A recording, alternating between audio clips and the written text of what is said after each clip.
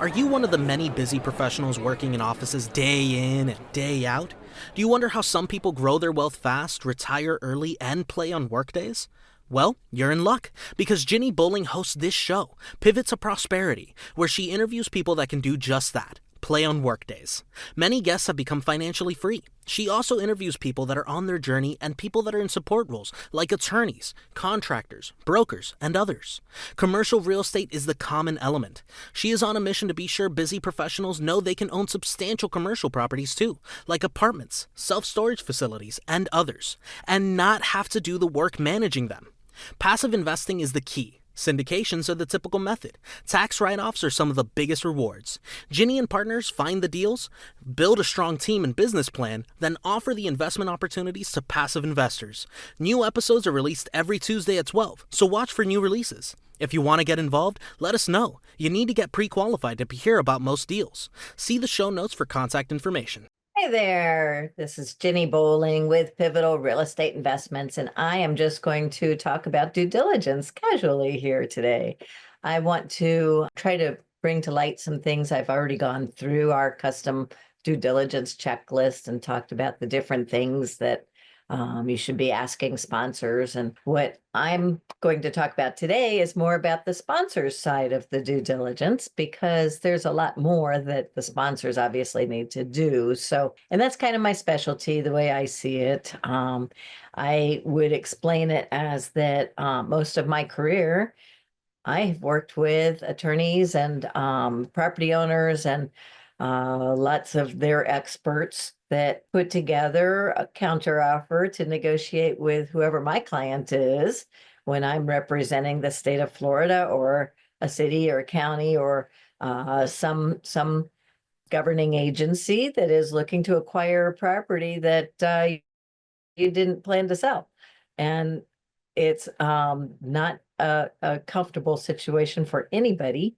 It's not an easy thing in any way. It also gives rise to some ugliness sometimes. Basically, what I want to tell you is I've learned to trust but verify to a bigger extreme than most people, because especially when we get into having to cut buildings and take away property, there's some very serious things that we need to be sure we understand and compensate a property owner for. I kind of pride myself in being very good at that, and that has always given way to other ways to negotiate and to have an understanding of what you're actually getting into. And so oftentimes it runs into extra long contracts and agreements that at least address the sensitive areas, hopefully for a win-win, or something that's going to be manageable and contain risk. That's the whole idea. So if you don't know me, I think I kind of told you my background in a backwards way that way. Most of my life, I've worked in the eminent domain world and worked with attorneys and land planners and appraisers. And I myself was an appraiser in the 1980s. So savings and loan crisis. So I saw the ugly side of real estate first.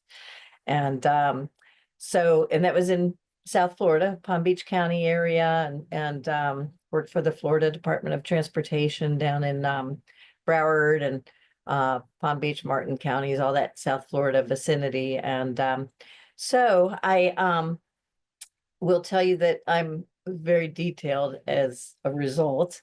And so I am trying to make it easy to think of and fun in a way that I look for the pearls and the perils, right? So the glitter and the dimmer, right?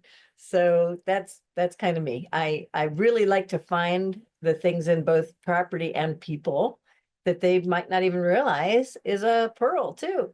And I think I'm pretty good at it. So I try to inspire people. I really enjoy doing that. And I really enjoy real estate. So for instance, when I'm looking at a property, I do start very much so with the intrinsic elements of the location, because that's one of those things you cannot change. You have to be sure the location can support the type of asset, your plan, everything about it. You need to be sure regulatory environment, the legal environment, all of that will support what it is that you're trying to do with that property.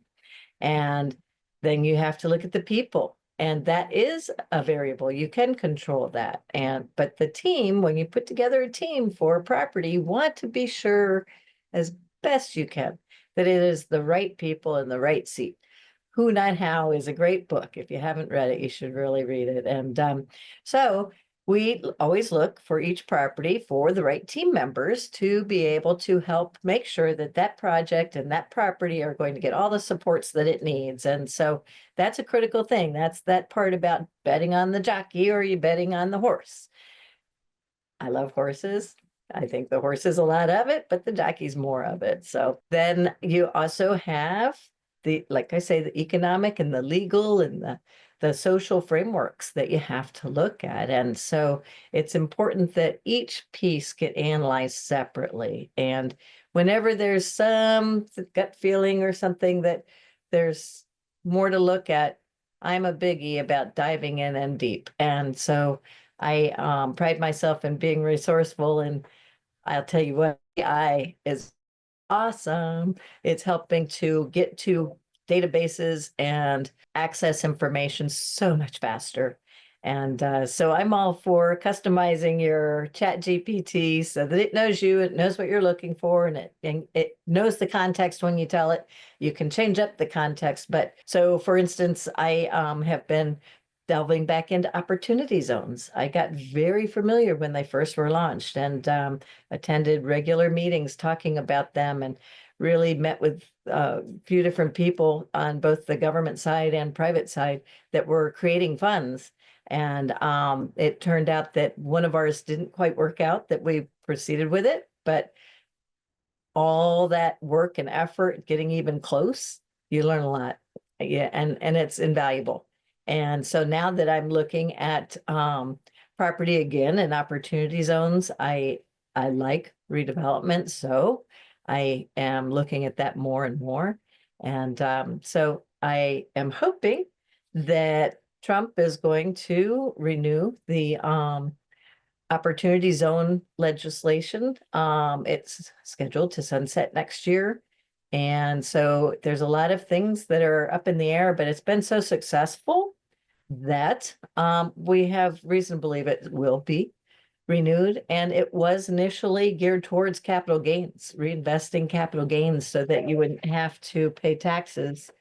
And if you held the asset for a full 10 years, you would never have to pay taxes.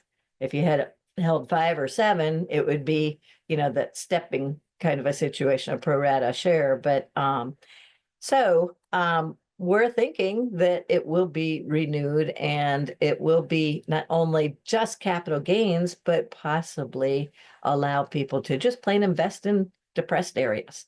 And that would be awesome, wouldn't it? Because more people might do that, and more people might come up with good projects for those areas. And so while those areas that were identified as opportunity zones before, it was like 25% of the needy census tracts in each county that were identified and got that kind of an entitlement. And that might not be the right word, but that you get the idea. Many of those have risen. They're no longer depressed areas. So that shows the success. And so we're hoping that they'll follow that same concept, but put in other areas that need to be have that investment. And so banks have been on board, lots of different organizations have been behind this. And one of the things, though, that hit during this, so the opportunity zone would take, you can invest in a business or a property. The office market went down, right? Everybody knows that, in areas. It's not throughout, it's all location, location, location, as you know.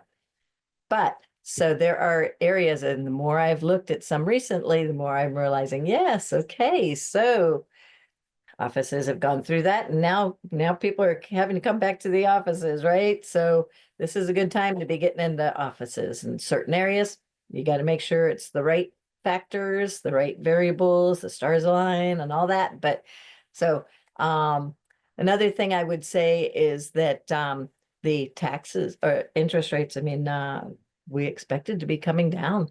So a lot of the investors out there that are already struggling are going to have to hold on longer now. And so banks are having to face the music.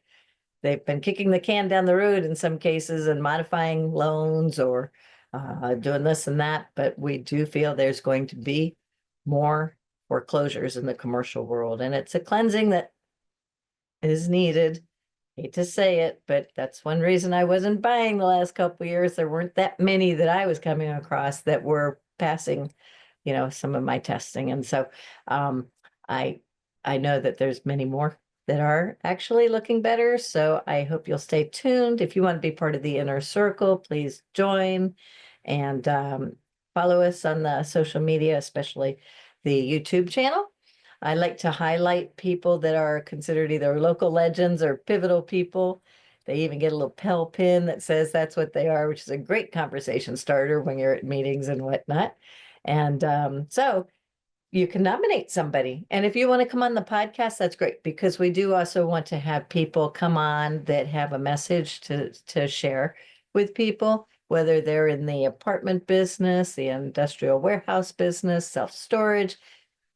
I'm comfortable with most all of them because I've been dealing with all of them most of my life. So I would say, nothing's off limits. And I also like the vendors that are doing the renovations, the suppliers. They're all part of what we do. And if they have messages to those syndicators or to those property management people, this is a great platform to be able to do that.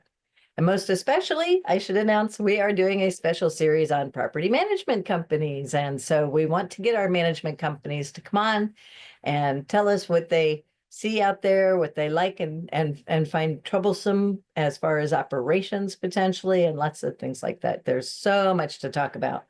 So hopefully that helps you to know a little bit more about where I'm coming from. I dig deep. I really check into a lot of things. I'm used to doing things the old-fashioned way, so I don't rely just on the internet and AI. While it helps a lot, I double check a lot of things too. So kind of an old-fashioned girl in that sense. But hopefully that helps you to decide if you want to be part of the inner circle or support us on social media. Thank you. Have a good day.